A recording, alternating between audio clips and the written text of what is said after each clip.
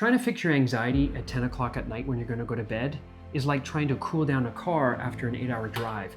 It's too late. In today's video, we're going to share how to change your relationship with anxiety so you can stop overheating your car.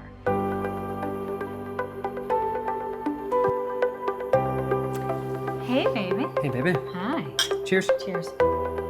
So anxiety is a hot topic. It's a common topic for not just our clients, but also we have our own anxieties that we're negotiating.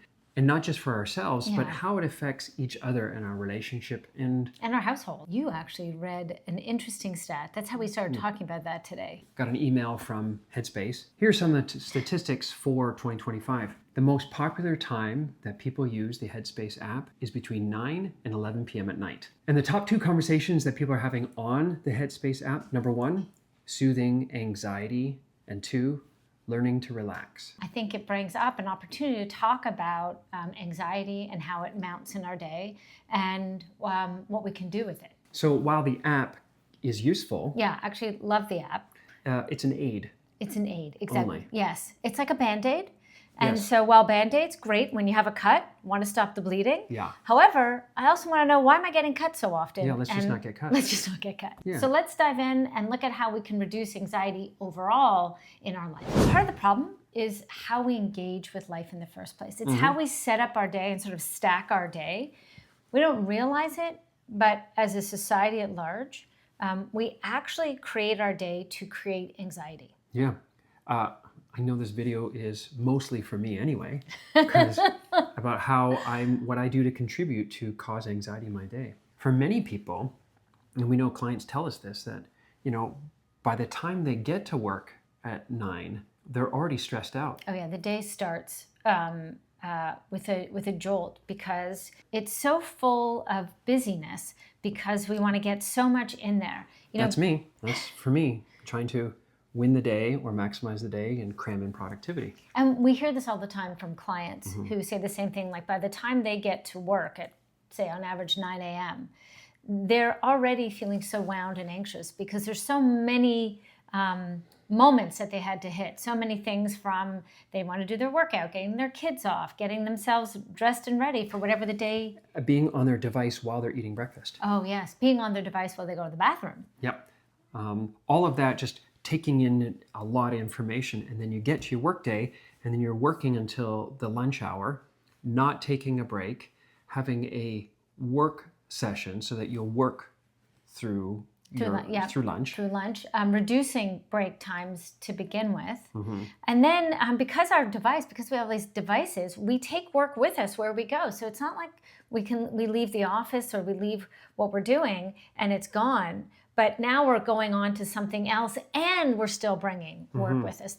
Some people either they listen to a podcast in the drive home, or if they're commuting on the subway, that they're busy engaging and taking in something else. They get home, they have to make dinner, create dinner, clean up after dinner, take care of the kids, walk the dog.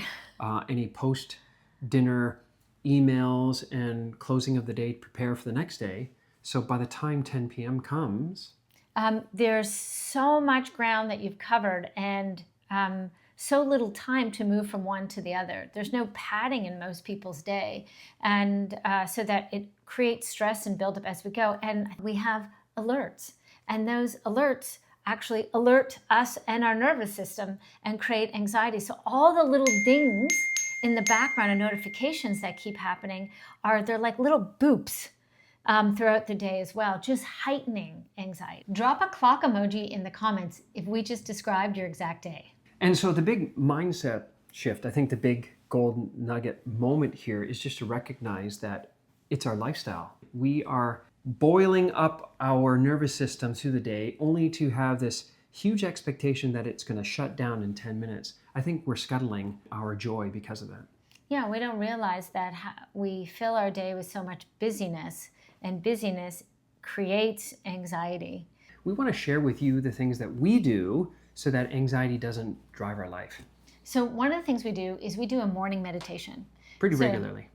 Most mornings we'll start our day, and it could be 15 minutes to probably no more than 30 for us, but it helps us ground in before we start our day. It gives us a chance to just center our energy. And we usually do the morning meditation, actually not first thing that we do, but it's after our son goes to school and before we start our workday. But it's also after we work out. Sometimes we work out in the morning. But when we're going to engage in work, we're already been talking and busy and so much. And so I know I can be kind of revved, and I know you can get revved up. And so before we engage in work, we want to just take a moment to just reconnect again and just like, we're going to ground for a second. We're going to center because we've been go, go, go for a while. Let's just center for a second. And so that's like the first pause of our day. Yeah, and a really effective one. It's a good reset early in the day. Yeah. Lack of transitions in the day all increase our level of anxiety because we have no time to process. Transition times, I think, are important because they're in between. It's where something is not supposed to be happening. Right. In between those days. Like low events. So, when, putting our son to bed when he was younger, he needs that transition time to go from activity and watching TV to now we're moving upstairs, the transition to getting into bed. And it's a boring time. And it's that boredom that we have pretty much eliminated from our lives because we have phones and devices that we pick up and check. Even if we have 2 minutes where we could just be sitting and breathing and just being with ourselves, we've lost that time and we don't value that time. And so that's why I think it's so useful to talk about anxiety and how we are increasing it and then taking it to bed with us. And then that's causing us sleep issues. When in fact, if we start looking at how we do our day and start managing our day differently, we need more boredom in our day because the boredom, what it really represents is time where we stop and we can just be with ourselves, even if it's just a couple minutes. Yeah, it's like letting your car cool down. I think bathroom time is actually underappreciated because it is one of the spaces where we get to be on our own. Taking the phone with me to the bathroom, so I'm not really even giving a break. I'm trying to continue the productivity while I'm going to the bathroom. And like that's just not, I'm barely breathing. I'm just go, go, go all the time. Talk about a message to your body that I'm ignoring you. Even when you're going to the bathroom, I'm not paying attention to what's really happening. Yeah. I'm split. Yeah. So I don't just take a pause, just go to the bathroom without the device.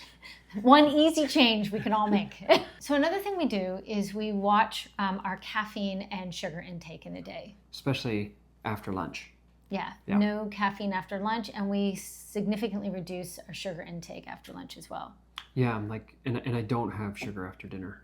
That's sure. Because when I'm tired and my energy is fading, if I superimpose that with sugar or caffeine to artificially rev my system, I'm actually tuning out of my tiredness. I don't know how long I can keep going till I'm tired because I have a sugar high, and so I'm just more and more go, go, go, and more pushing my engine further than less in touch. Totally. And for me, caffeine in particular, because I love the lattes we have, and sometimes I can overdo it, and it actually starts to rev my heart, and it's like it doubles up on any anxiety I'm already feeling, which doesn't help. Yeah. So let's talk exercise.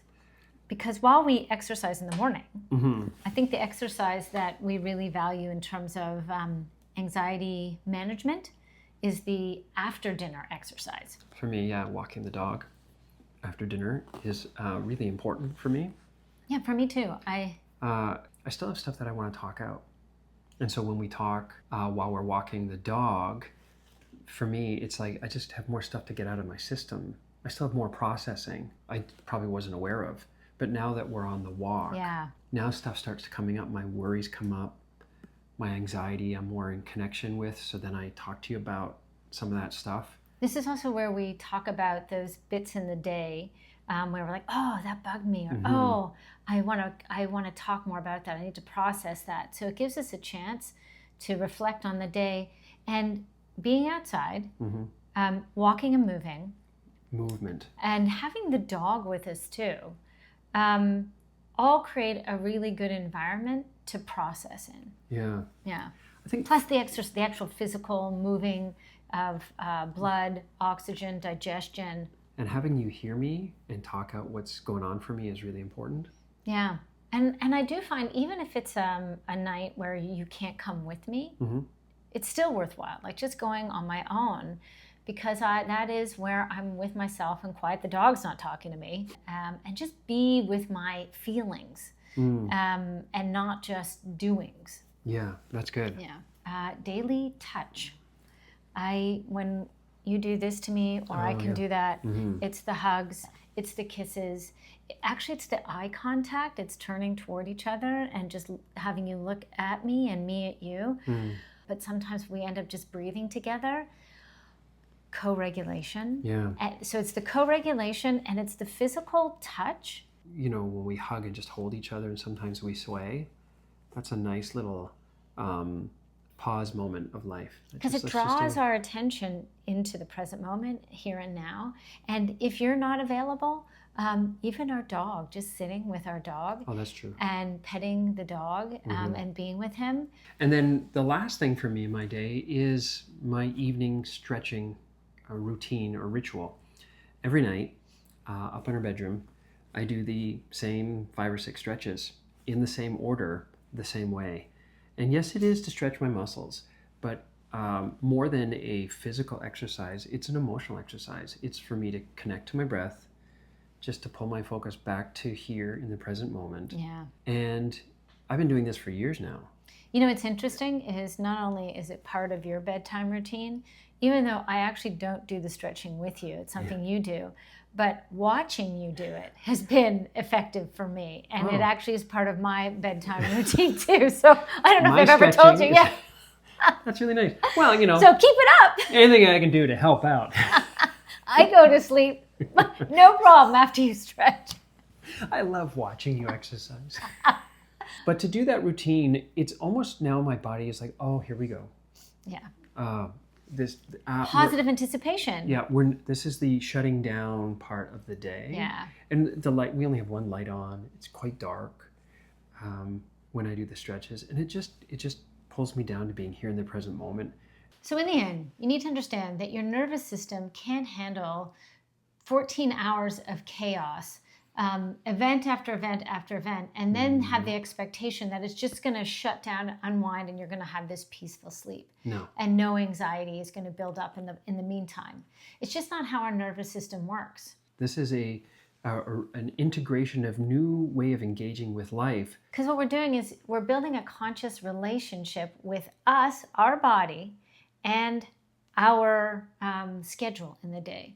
We need to start bridging the gap between what we want to do and the impact that'll actually have on us. And if we make our choices that way, we may find that we opt out of certain commitments and behaviors in our schedule and opt in to more quiet downtime or phone-free bathroom time. Yep. We have multiple things through the day to negotiate our anxiety so it doesn't get out ahead of us and it starts driving the car of our life. We hope that helps. And if there's someone you know that would benefit from this video, please share it with them and consider subscribing to our channel. Yeah. And check out this next video for more.